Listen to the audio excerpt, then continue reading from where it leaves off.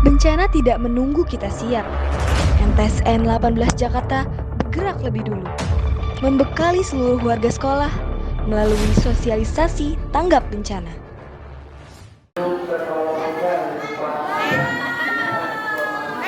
Ketika gempa terjadi, satu kesalahan kecil bisa berakibat fatal. Siswa dilatih untuk langsung melindungi kepala menggunakan tas atau buku, bukan lari atau panik. Setelah guncangan mereda, mereka bergerak secara tertib mengikuti jalur evakuasi menuju titik kumpul yang telah ditentukan. Teratur, tenang, tidak saling dorong. Karena dalam situasi darurat, kepanikan justru menjadi ancaman terbesar kedua setelah bencana itu sendiri.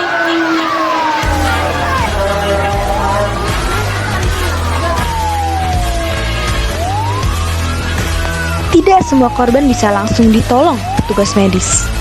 Di sini, peserta belajar teknik dasar seperti memposisikan korban dengan benar, memeriksa kondisi, dan memberikan pertolongan pertama sebelum bantuan datang. Petugas dari Dinas Pemadam Kebakaran hadir langsung untuk memberikan pembekalan kepada seluruh siswa. Mereka menjelaskan jenis-jenis bencana yang paling sering terjadi di lingkungan sekolah dan rumah tangga, mulai dari kebakaran, gempa, hingga kecelakaan gas.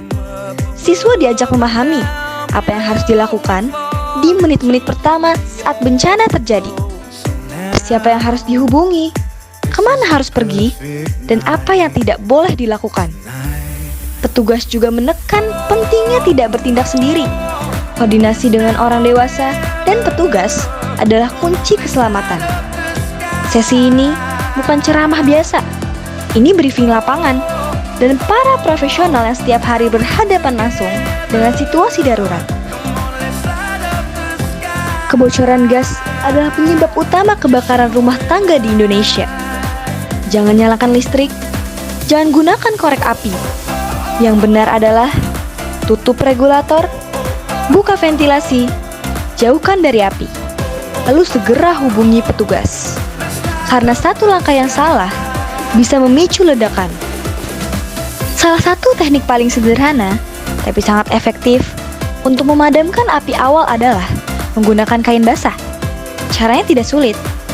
Pertama, ambil kain yang tersedia, bisa handuk, lap dapur, atau pakaian.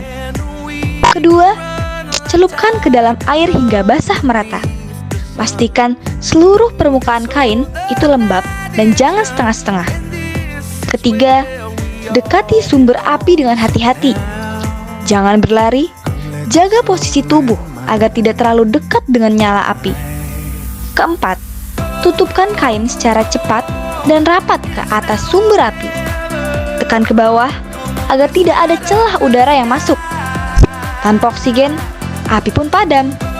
Teknik ini sangat efektif untuk memadamkan api kecil, kompor yang tiba-tiba menyala besar, minyak goreng yang terbakar, atau kebakaran awal sebelum membesar.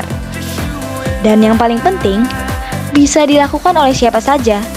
Tidak perlu alat khusus, tidak perlu latihan bertahun-tahun, cukup tahu caranya dan bertindak cepat.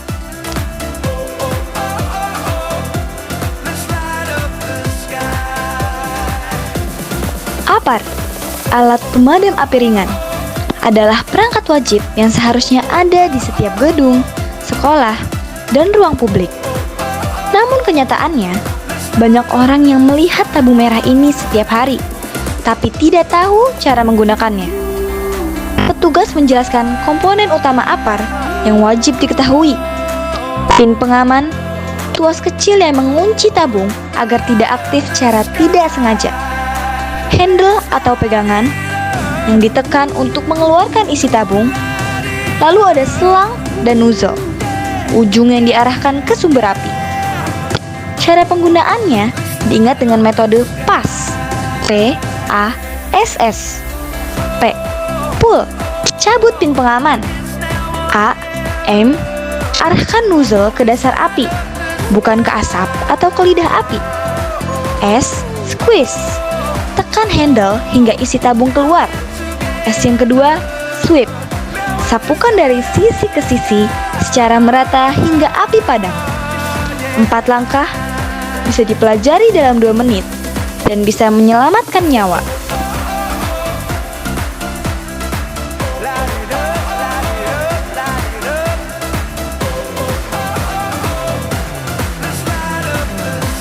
Dan inilah momennya. Apar diaktifkan, api dilawan. Ilmu yang tadi dipelajari, kini dibuktikan. MTSN 18 Jakarta mendidik bukan hanya untuk nilai, tapi untuk kehidupan. Kemenak berdampak, hadir untuk negeri.